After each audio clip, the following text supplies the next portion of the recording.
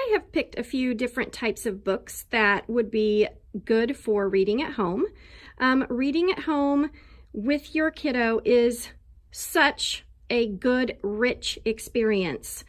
The part that makes it the most useful and the richest is when you not only read the text and look at the pictures, but the discussion that you can have about the vocabulary and what's happening in the story and the background information that your kids might not be familiar with is so powerful.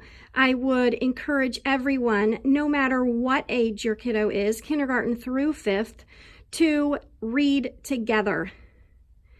It is a great place to start if you don't know what else to do. So I'm going to just share these different books and some of their features and how you could use them.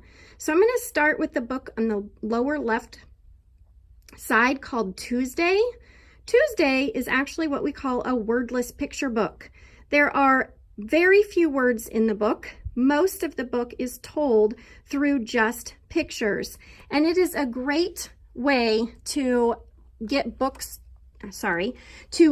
children to tell a story, use their imagination, use their language skills, use new words, describe things vividly. You can have an oral discussion, or you can even practice writing the story that would go with the book.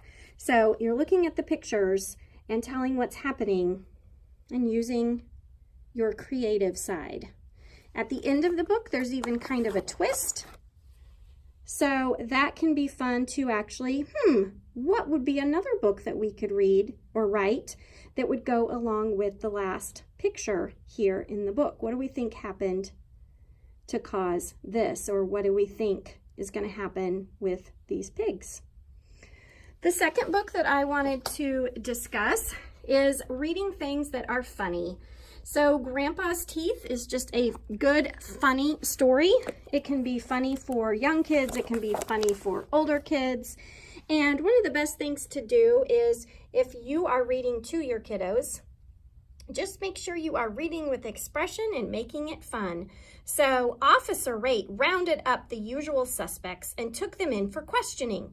All of them were asked to smile. Most of them had missing teeth as well, but just one or two, not the whole set.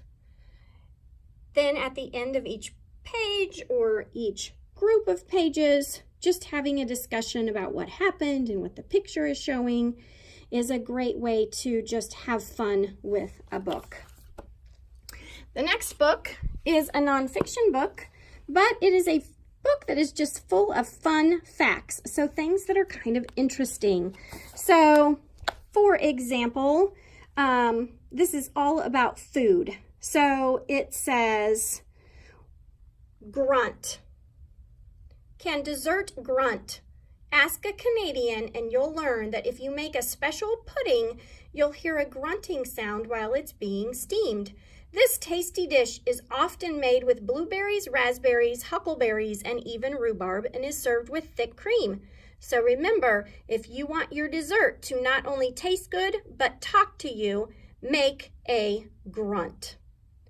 So this is just great for having fun, but also just learning things that kids and even most people don't know. Here's another nonfiction book, Splendid Sea Creatures.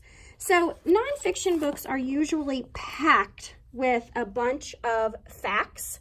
They also have captions, and you can learn things that aren't in the text from reading those different captions. So one really important thing about nonfiction text is to make sure that kiddos are reading those captions and what they're learning from them. And then to also just talk about the different features that are in nonfiction.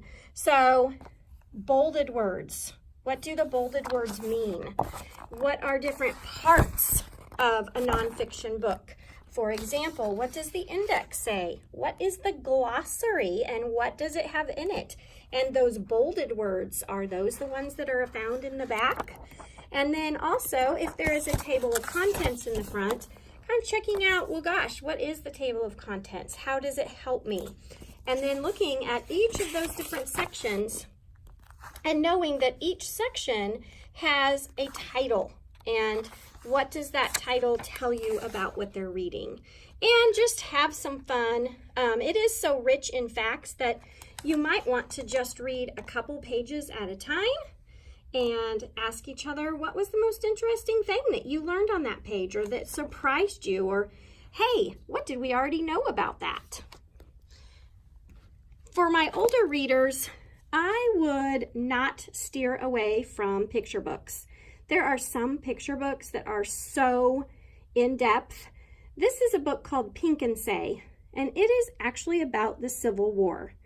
And it is a very detailed story.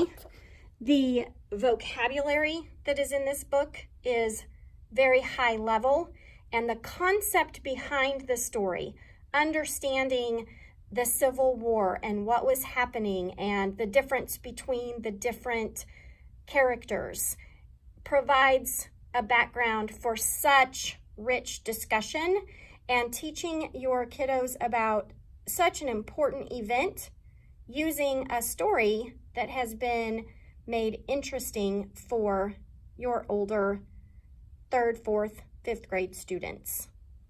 Great way to give them some background knowledge or schema about something that they'll learn more about as they go further in school. And finally, for my older readers, picture books. This is one of my favorite, The Wednesday Wars, but it is set in the past. And so parents, you would be really useful here to just kind of talk about some of the different things that were going on at this time, how they used to prepare for drills, for like bomb drills during the Red Scare and different things like that. This book is hilarious. It has some really funny parts in it. And so one way that you can do this with older kids is to each have a copy of the book and each read a certain chapter and then get back together and discuss it. So kind of doing a book talk between you and your child. So I hope that gives you some really good ideas on just how to enjoy some books and some reading together. And hopefully some of you will give these things a try. All right, thank you so much.